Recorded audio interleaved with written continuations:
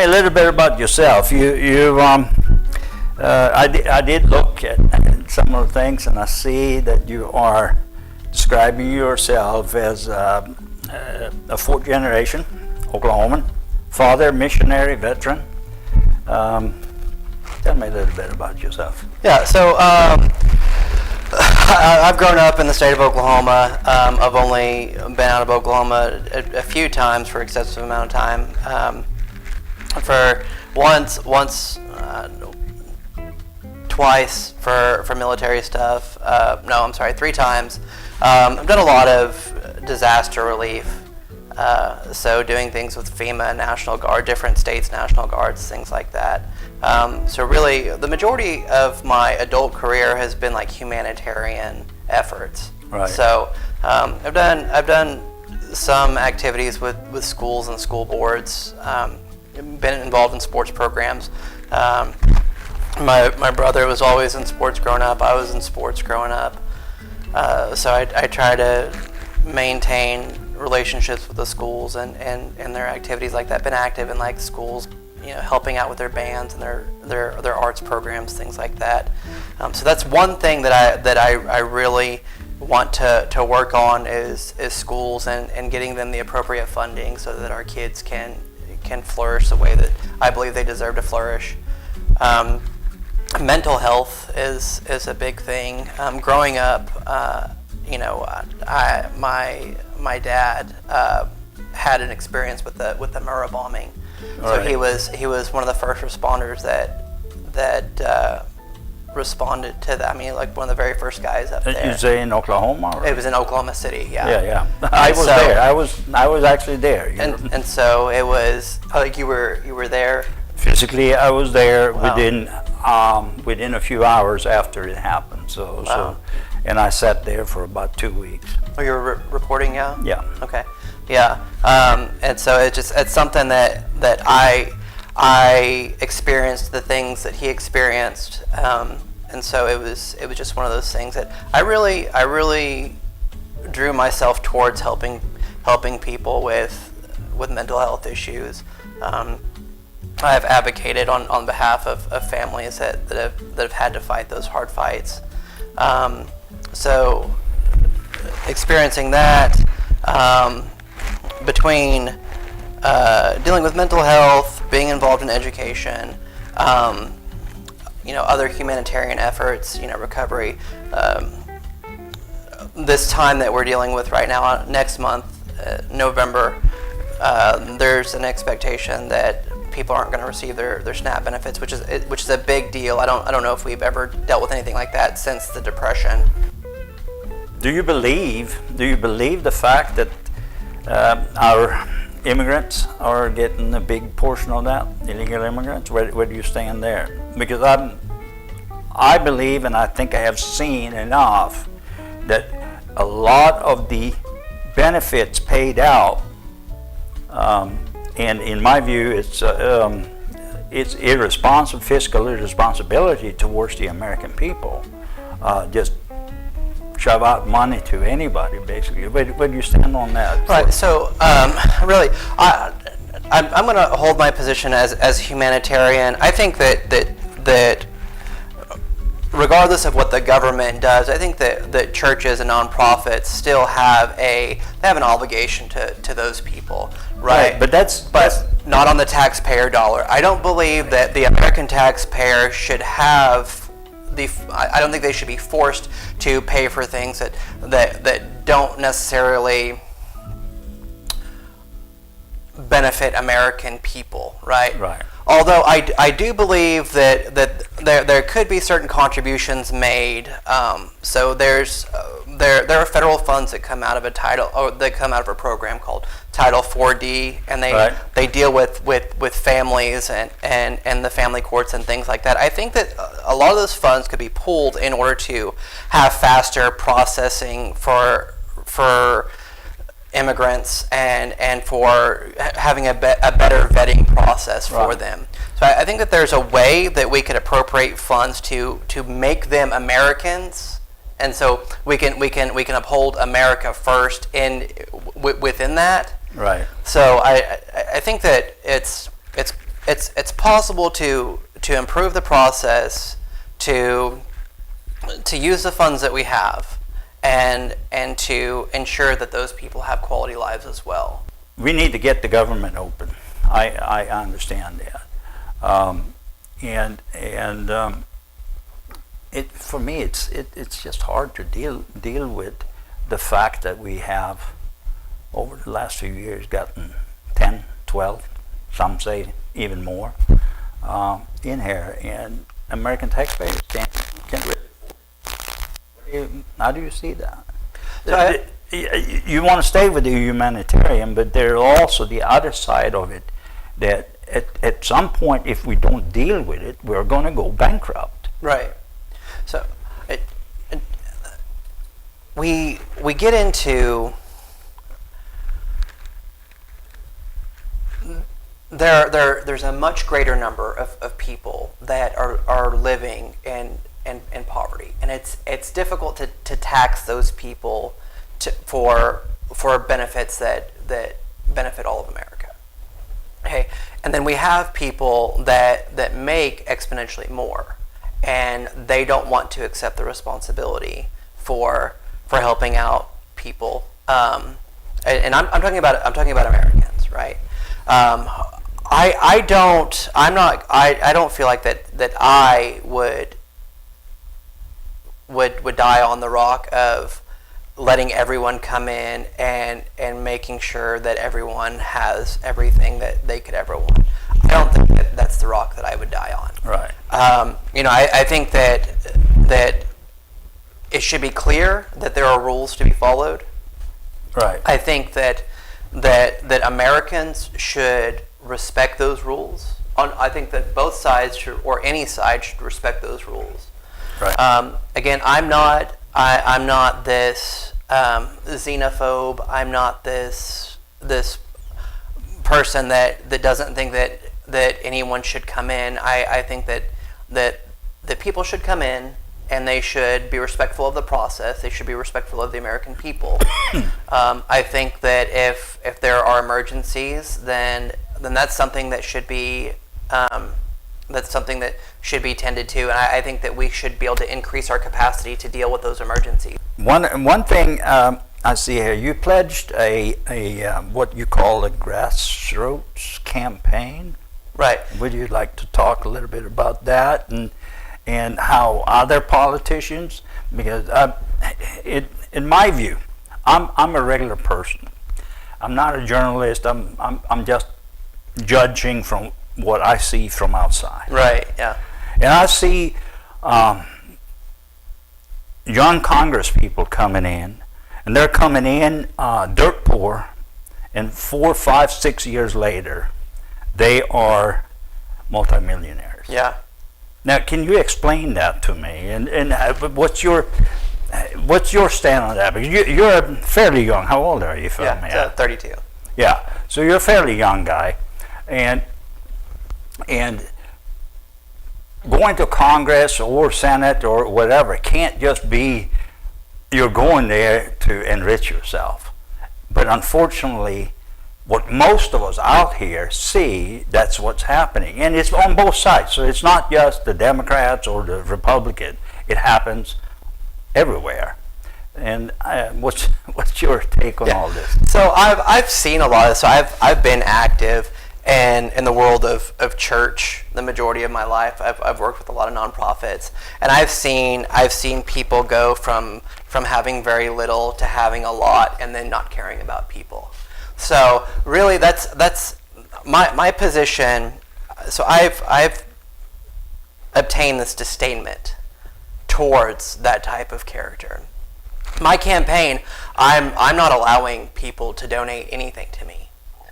So it's absolutely zero donations. It's grassroots. It's me paying for everything. And I have this staunch belief that you shouldn't be paying the guy before he's working for you. And so a lot of people A lot of people are dependent on those big charitable donations or those thousands or millions of people donating to them. And it's not, I mean, they've got crews working for them. I'm running my campaign myself. I don't have any staff. And I mean, it's all me. So I'm learning all these things. And I don't expect to perfect everything, but I just, the fact is that I think that whenever you're representing people, you should have a relationship with people. And I'm going to talk to as many people as I can. I'm going to shake as many people's hands as I can and do the whole kissing babies routine. You said you have 3 subjects, and we have touched briefly on some of it. So we're going to get into, I'm going to give you a chance to say this number 1, number 2, number 3, right? But I have a couple of other questions for you. And before we started, I mentioned it to you. There is an incumbent that you are challenging here, and what made you come in and challenge him? He's only been there for about 2 years, I believe, right? So his term ends in January 3, 27. Yeah. What made you take the decision to challenge him? So the way that I see it is that you have different people who practice different things in their careers, and people that have different agendas.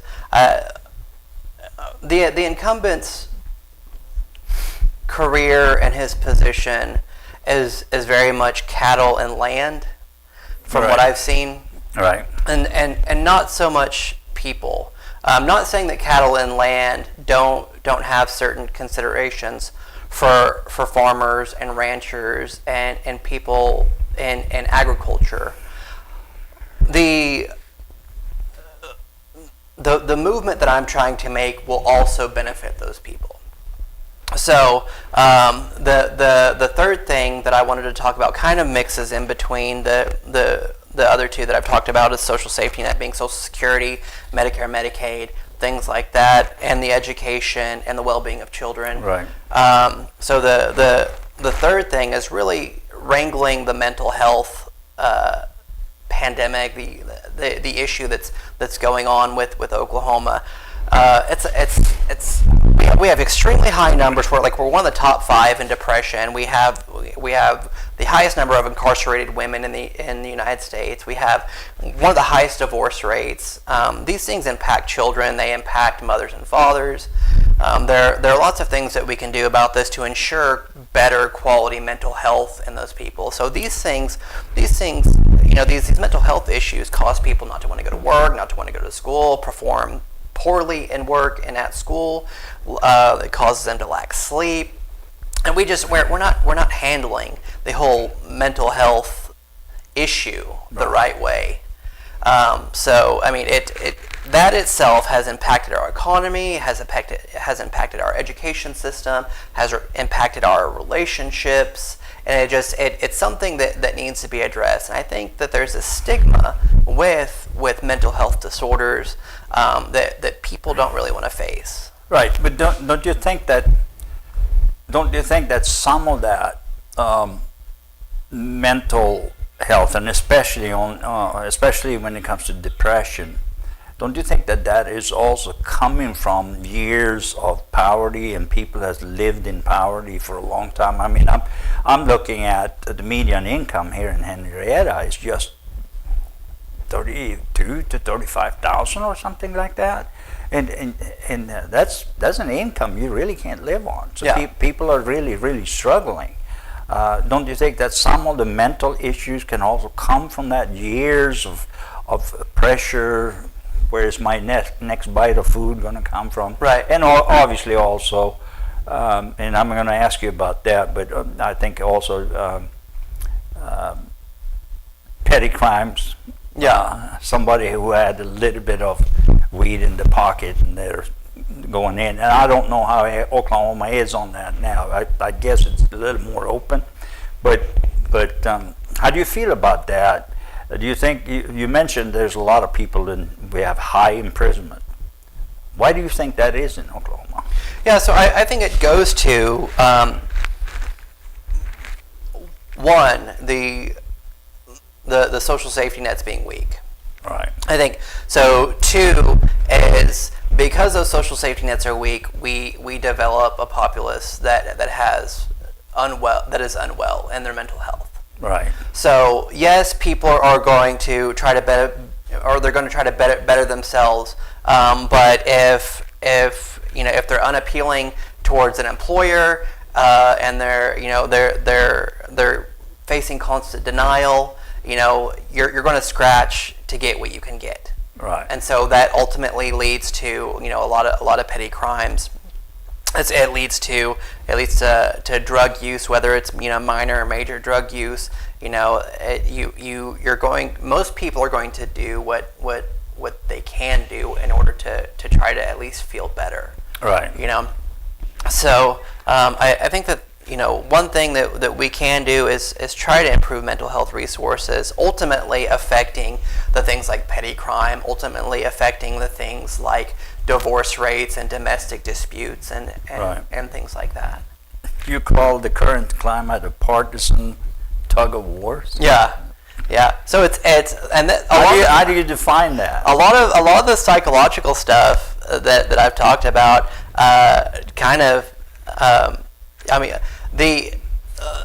the constant back and forth of it's your fault, it's silly. It doesn't really seem to be a means to find resolution.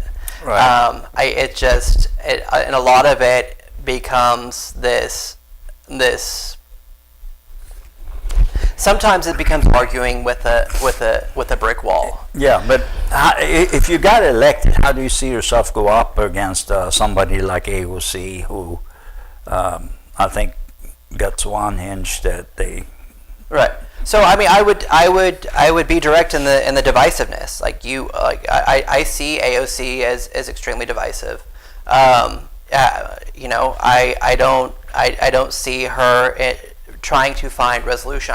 I think that she's very dramatic, and I tell people all the time I'm very vanilla. I'm not an entertaining politician. Right. I'm the guy behind a curtain and writing all the proposals and trying to get things solved for people.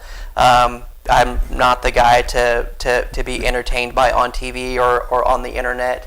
I know a lot of people, the most comments come up on these videos of politicians throwing fits or having it out with their colleagues.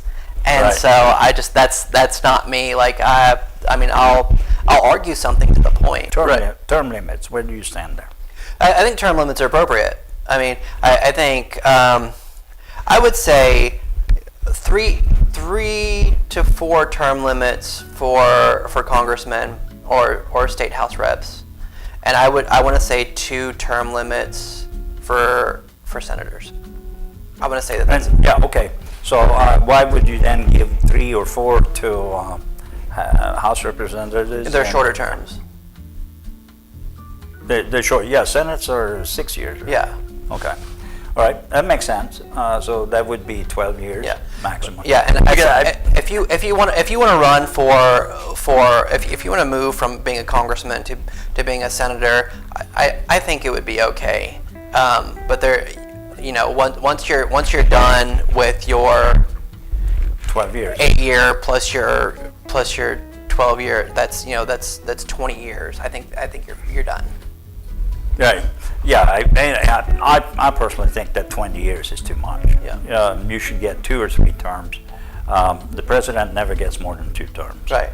Taxation of the people. Right. You are one of those that are talking about helping working families, seniors. But when politicians do that, you never hear them saying, and this is how we're going to pay for it. Right. How do you generally feel about the taxation to get these social welfare programs working? Do you think that taxation is the right way to go? So I think that there's a fair way to tax people. so I've had this conversation with a couple of people who have had ideas of their own, and who have even sent in proposals. You're right on the fact that nobody really wants to talk about how it's funded, because that's how they lose. That's how they lose their interest. So I think that a very small, we're talking like 2% tax on people that make $4 million plus is fair, but the taxation needs to go directly to benefit social safety nets, right? Right. So, or there could be like a possible offset to where corporations, large corporations, for 4 million plus, that where they have either child care programs, maybe healthcare programs right. incorporated within their businesses. That way, that their employees are not having to pay so much for insurance and things like that, and they're able to keep more of their money, because their basic needs are being cared for by their employers, right? So the child care is a big thing. So again, with me, I think that's one thing that I'm willing to be transparent about, is that there are lots of things that I would have to research and find the answers on. Because admittedly, I don't know all the things about digging holes and cows and FFA and 4-H and all those things. Right. Like I don't know all of those things. Like I can admit to that. But I can say that I don't think that he would stand a chance in a room with me talking about education and mental health care right. and social safety nets. Right. So, but I am more than willing to go to the appropriate people. I have friends that have been raising cows their whole life. I have friends that have been raising horses their whole life, and people that are growers. I don't have an issue going to those people. I've had conversations, not in length or in depth with those people, but I'm confident that my friends that have successful agricultural businesses are going to guide me in the right direction so that I can help them. Yeah, that makes sense.